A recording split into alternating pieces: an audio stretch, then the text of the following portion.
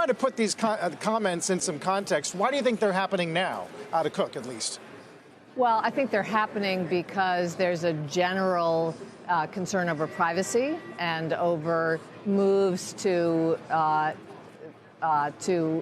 increase privacy at both Facebook and Apple products. But I think for him, this was an interesting moment because it's the first time he's really tried to defend a monopoly. He has not said they are a monopoly, but he's trying to create this image of the beneficial or beneficent monopoly, which I think is a way to start trying to stave off whatever regulation may be coming. And honestly, I think it's inevitable that there is going to be regulation.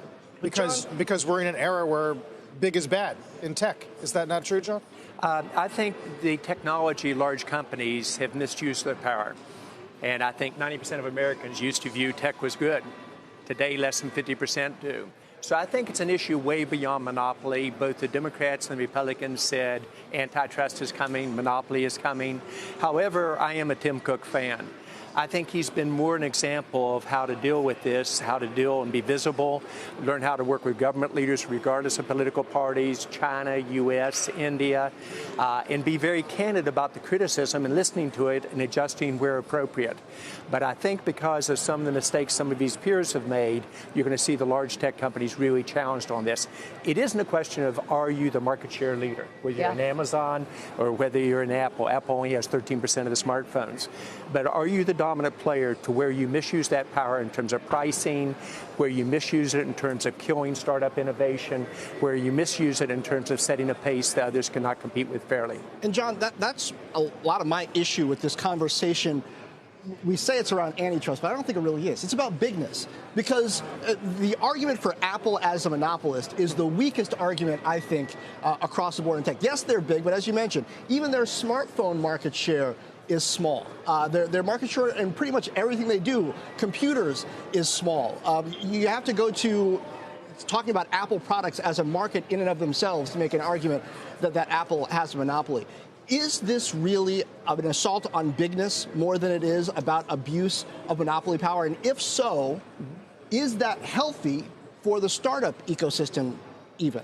Oh, three really good questions. In the sequence you raised them, first is the companies largely brought it on themselves.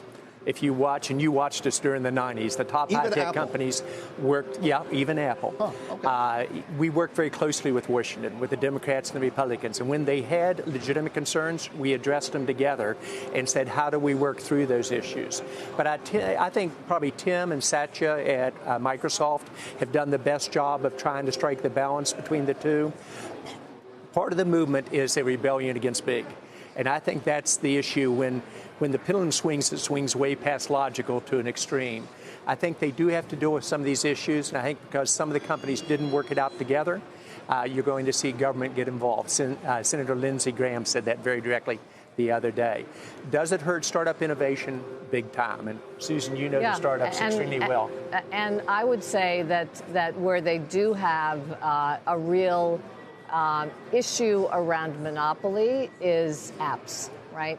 Access to the App Store, and they take a 30% fee on top of any subscription app that you see, which is why Spotify lodged their complaint against them recently, because they can't compete with Apple Music, with Apple taking a 30% cut or a 30% tax on top of their subscription fee. So that's where I think they have some problems, not in their share of market on computers or share of market on phones, but in their dominance of the app market. But John, the word abuse as it pertains to tech is in and of itself subjective. There's no clear line what constitutes abuse as it's written, into the current regulations. So how do you think that, tech companies should be looking at this, what constitutes abuse? How do you think regulators should be looking at this, what constitutes abuse, in the words of Tim Cook? Well, I think you have to take a step back.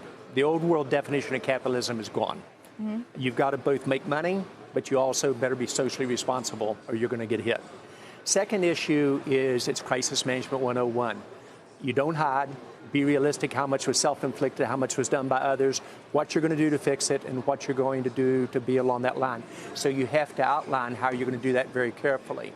I use Microsoft as an example that went through the real challenges, and they were valid in 2000. Yet they learned from them dramatically, and if you watch how Satya is navigating that now, he's doing a very good job. I think Tim's more an example of navigating it pretty well. Doesn't mean there isn't room for improvement, but it is be visible.